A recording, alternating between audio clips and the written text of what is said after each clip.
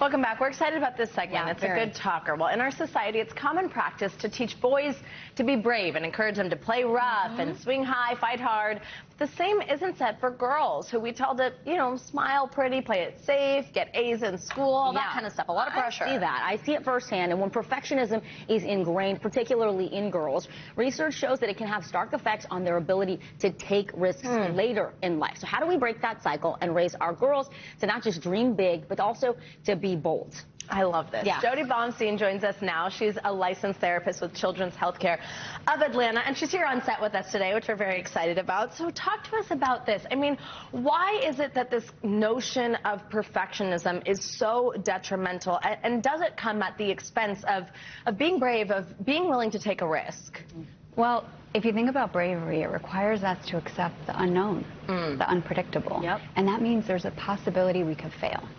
But if I have a core belief that I have to be perfect to receive love, affection, I'm not going to do anything that threatens that. And if I'm even thinking about it, the brain's going to perceive such a threat, it's going to tell me, no way, don't do it. So it will stop us from taking those risks. I think about that later in life. We talk about how men are more likely to reach for stretch assignments. They'll say, you know what, I'm not fully qualified, but let me apply for that job. Whereas research shows that women, they make sure that they're like overqualified before they apply for a job. So I see the real world implications later on. What is it that we are teaching our boys and girls, probably even like subconsciously, that tells them success looks differently if you're a boy or a girl? Right, and sometimes it's direct and sometimes it's not so direct, but they are getting different messages. Boys are being taught, take risks, go for it, listen to what you really want. Girls are sometimes being taught success means pleasing everybody around you, making it comfortable for everyone else, even if that means suppressing what you want. And that is stopping them. It's stopping them from asking for the raise, stopping them from even saying no to things that aren't right.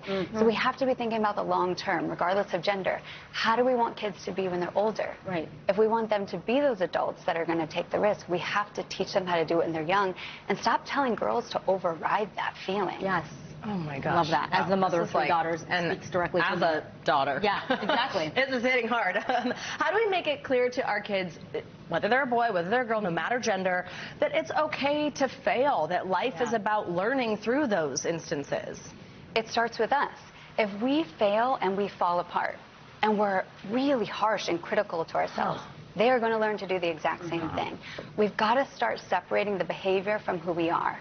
There's a huge difference between I failed and I'm a failure. Whoa. Yes. When I say I'm a failure, then that's it. That's who I am. There's nothing I can do. That's the end of the road. When I say I failed, what does that do? It encourages me to think about the learning and the growth. It gives me hope that I can do better. And so we have to teach kids the very big difference. There is a lot of self-compassion in that work to recognize that we all struggle. It's a universal human experience to fail, and there's a lot of learning that comes from it. Yeah, and the idea that maybe you can't now, but just means I can't yet. Like giving them that frame of reference, that it's not something that is a forever situation, that you're not a failure, but you might have made a mistake. I love that. Give us some more of those, like real world practical tips to help our kids, boys or girls, who are struggling with that idea of being perfect all the time. Well, you took the words out of my mouth. That's one of them. Literally the power of yet is what we call it. This is good for kids and adults. We often fall into this trap. I can't, I can't, I can't. What does it do? Again, it's holding us back. When we add that word in, I haven't learned this yet. It gives us hope. It reminds us that we're still growing and evolving.